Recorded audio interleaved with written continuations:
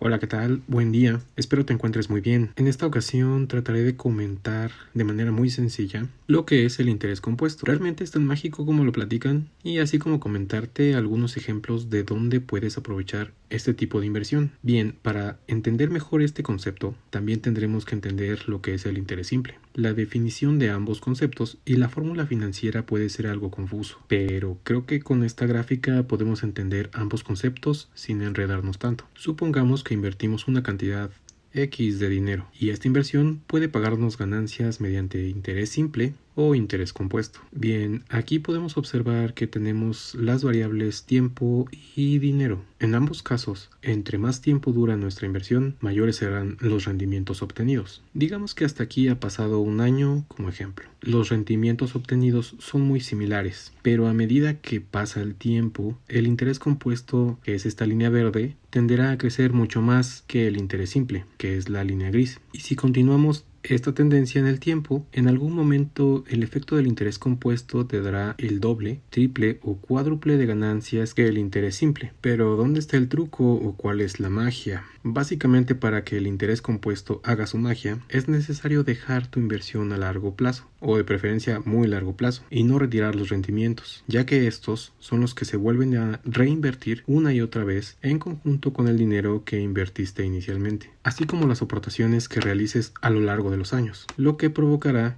que los rendimientos crezcan exponencialmente. En las inversiones con interés simple, por el otro lado, te estarán pagando cada periodo tus rendimientos, los cuales podrás ir retirando eventualmente, pero esto es lo que hará que la inversión no crezca tanto. Así es como funcionan, explicado de manera muy sencilla, pero ahora necesitamos realizar un ejemplo con números para que esto quede mucho más claro. Supongamos que invertimos el aguinaldo, el fondo de ahorro o ese dinero extra que muchas veces recibimos a fin de año. Digamos que son 20,000 pesos. Esos 20,000 los invertimos con interés simple, con una tasa de rendimiento del 10% anual. Vamos a correr la tabla a 30 años. Los 20,000 pesos van a ser los mismos año tras año y los rendimientos se van acumulando de 2,000 en 2,000 cada periodo. Al término de 30 años, si juntamos los rendimientos con la cantidad inicial invertida, tendríamos un total de 80,000 pesos. Ahora, esos mismos 20,000 pesos los invertimos con interés compuesto, es decir, reinvirtiendo rendimientos y no retirándolos por el mismo periodo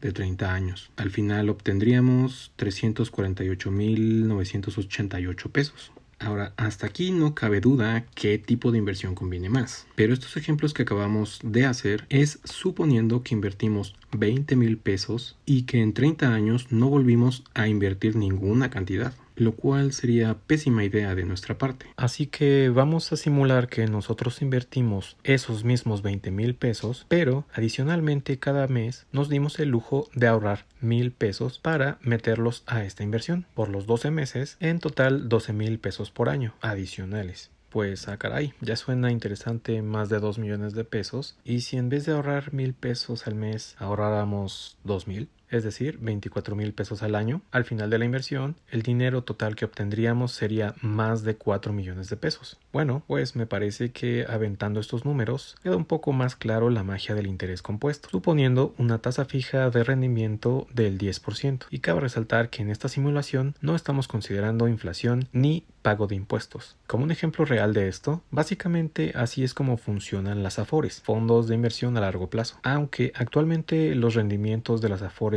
rondan una tasa del 5% de rendimiento anual, en promedio, lo que no es una tasa muy alta. Ahora ya sabes que para aplicar el interés compuesto debes reinvertir tanto tu capital inicial como los intereses de cada periodo, y recomendablemente a largo plazo. Puedes aplicarlo en CETES, una SOFIPO con rendimientos que rondan el 10% de interés anual, por mencionar algunos ejemplos, e inclusive en la bolsa de valores, donde prácticamente el interés compuesto se genera solo año tras año, a través de la revaloración de las acciones, o ETFs, o también al momento de recibir dividendos y reinvertir los mismos para comprar más acciones. Es importante recordar que al invertir tu dinero no solo deberás fijarte en la tasa de rendimiento, sino también en la empresa o institución que te está ofreciendo estos rendimientos. Ten siempre en mente que entre mayor sea la tasa de rendimiento que te ofrecen, existe un mayor riesgo asociado. Por lo regular, las inversiones más seguras en México ofrecen entre un 2 y 10% de rendimiento anual.